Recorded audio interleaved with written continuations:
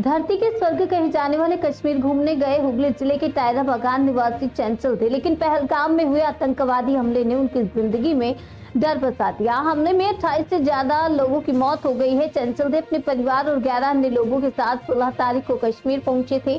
28 तारीख को लौटने का प्लान था और 22 तारीख को जब वे पहलगाम पहुंचे तो वहां से महज 16 किलोमीटर दूर बैसन घाटी में आतंकी हमला हो गया। चंचल दे और उनका परिवार उसी समय होटल लौट रहे थे। रास्ते में सेना की गाड़ियां और एम्बुलेंस की भीड़ देखकर सभी घबरा गए। सड़क पर लंबा जाम लग गया। लगभग 1 घंटे बाद वे होटल पहुंच सके। डर का आलम यह था कि चंचल दे का छोटा बेटा बार बार सवाल करने लगा, इतनी आर्मी क्यों आई है, और घबराहट में उल्टी कर दी। होटल में खाने पीने की भी कोई दिक्कत हो गई और चारों ओर सेना का पहरा था। चंचल दे ने फोन पर बताया कि वे कब श्रीनगर पहुंचेंगे इसका भी पता नहीं। चंचल दे के बड़े भाई तापस दे और भाभी बसंती दे ने बताया कि कल रात खबर मिली कि पहलगाम में आतंकी हमला हुआ है। तुरंत फोन मिला है, लेकिन बहुत टेंशन हो गई थी। छोटे बच्चे के साथ गए हैं, इसलिए और भी चिंता थी। बसंती दे ने साफ कहा, चंचल पहले भी कई बार कश्मीर जा चुका है, लेकिन अब हम पक्का कह रहे हैं, हम पैसे खर्च करके गोली खाने नहीं जाएंगे। তখন বোধহয় এরকম 6:45টাই বাজে হয়তো তখন। তো বললো যে না, ওরা তখন বাইরেই ছিল, তাড়াতাড়ি করে হোটেলে ঢুকেই আমাকে আর কি ইনফর্ম করাতে তখন আমরা ফোনের টিভিতে দেখলাম, ওরা বললো না আমরা এখন কেমন আছো, বললো না আমরা ঠিক আছি, আমরা হোটেলের ভিতরে ঢুকে গেছি।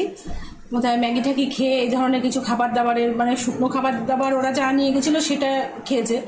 রাত্রিবেলায় কি খেয়েছে সেটা তখন 10টার সময় শোনা হয়নি। ফের আবার 10টার সময় ফোন করা হয়েছে যে কি অবস্থা। তখন টিভিতে দেখলাম যে বন রেখেছে, বন রাখলে বেরোতে পারবে না সকালবেলায়। এবার ওরা খোঁজ খবর নিয়েছে হোটেলে আশেপাশে, মানে হোটেলের লোকজনকে, ওখানকার লোক বলছে বন্ধ না। তো সকালবেলায় যার জন্য আবার 7:45টার সময় ঘুম থেকে উঠেই ফোন করেছিল যে কী অবস্থায় আছো।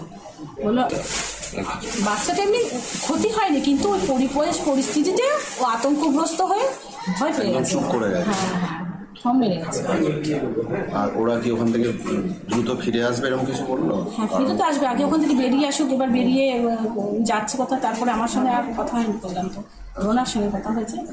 কবে গিয়েছিল ওরা? গেল ওরা কবে গেল গো? 16 তারিখ ওরা গেছিল 16 তারিখ। কালকে ঘটনার সময় কোথায় ছিল? কালকে ঘটনার সময় সম্ভবত পহেলগাঁওয়ের কাছাকাছি ছিল। আচ্ছা, কথা হয়েছে আপনার সাথে? ফোন টোন করে? হ্যাঁ, পরে রাতে ফোন করেছে। কি বললো?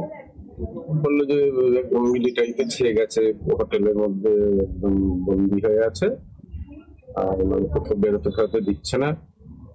আর অনেক পর্যটক মারা গেছে। তার পরে জানতে পারলাম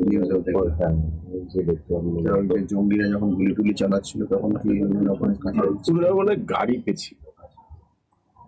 তাতে কি হলো? মানে ছেলেটা বলতে নাকি? হ্যাঁ, ছেলেটা একটু মানে এইসব মিলিটারি দেখে আর আলোচনা শুনছে, ভয় পেয়ে গেছে। এখন কোথায় আছে? কবে ফিরবে? ফেরার কথা তো 28 তারিখ।